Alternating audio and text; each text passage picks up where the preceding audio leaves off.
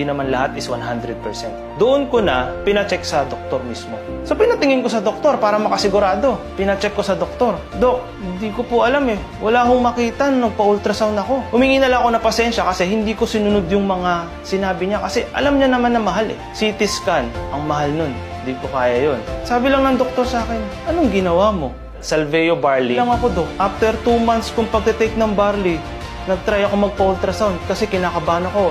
It's either lumalaki yung bukol or hindi siya lumalaki. It's either malignant or benign. Dok, walang makita. Kamot na lang sa ulo yung doktor.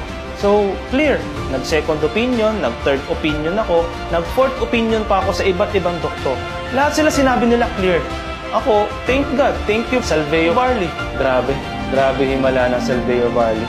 Hindi ko akalain na totoo pala talaga yung sa social media. Ang masasabi ko lang sa Salveo Barley, binago niya yung buhay ko, binigyan niya ako ng pag-asa. Yun yung pinakamagandang word, binigyan niya ako ng pag-asa.